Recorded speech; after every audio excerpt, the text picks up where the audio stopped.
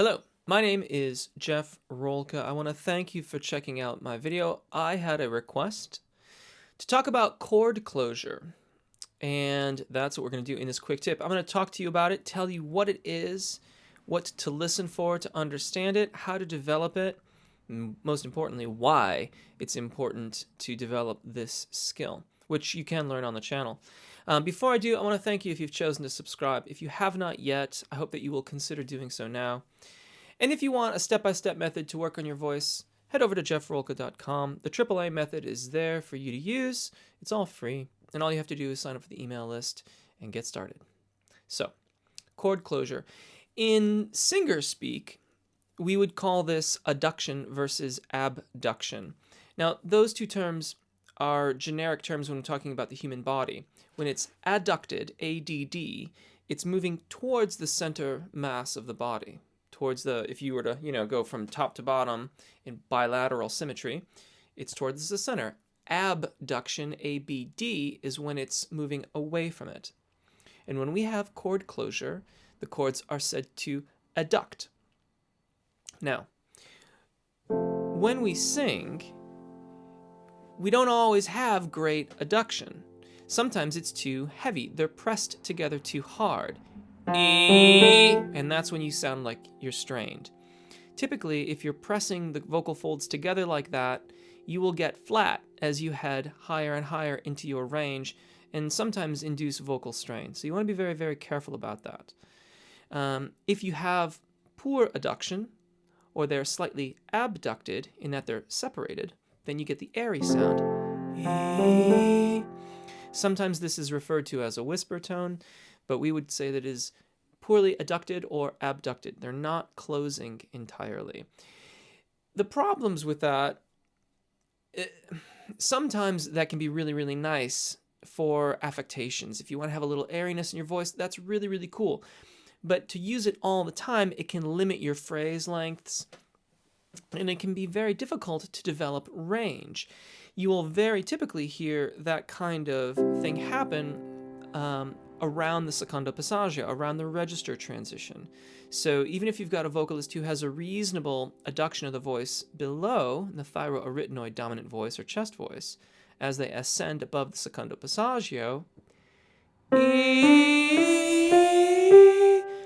it's said to slide off into falsetto, or it slides off the vocal fold. But what's happening is that the adduction is being lost. You're not getting as nice a chord closure. So you're not adducting, and the ligament is vibrating more, and you're losing air. Again, this can be very difficult to develop. It can make range development very difficult, and it can also make extending the phrase lengths quite challenging. So, how do we develop better adduction or chord closure of the voice? On my channel, if you go to the beginner playlist, now I know it says beginner, and those of you who've been singing for a long time, hear me out.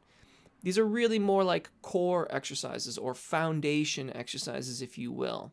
Let go of the notion of beginner and take a look at the skill. If you have the need to practice your adduction, those videos deal in narrower ranges and usually short vowel syllables. We. Short vowel syllables like that give you the opportunity to sing a note and then release it and sing a note. This gives the vocal fold the opportunity to change shape more easily, and it helps you find where you're going to get good adduction, good chord closure.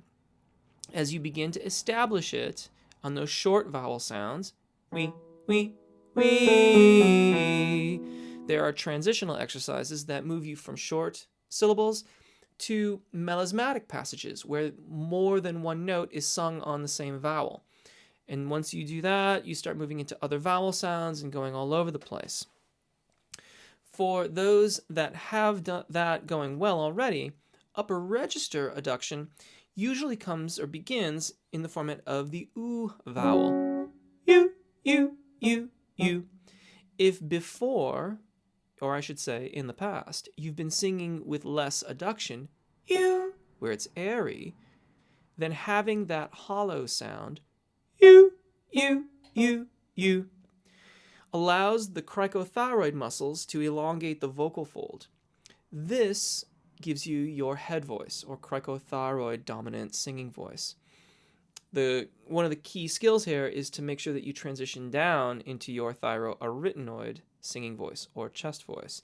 So here we're going from you, cricothyroid dominant, you, thyroarytenoid dominant, you, and all the way down.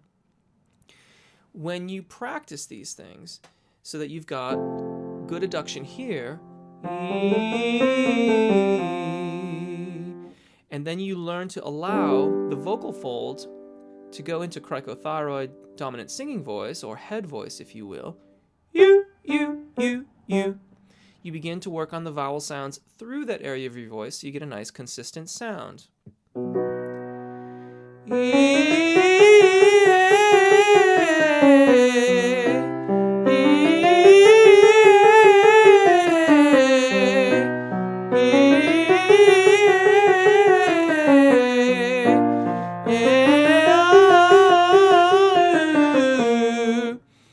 When you have good adduction, good airflow, and you allow the voice to move through your zona di passaggio and through the secondo passaggio, and you can maintain good adduction, you get consistency of tone through that area of your voice, and so you give the appearance of having this seamless chest voice.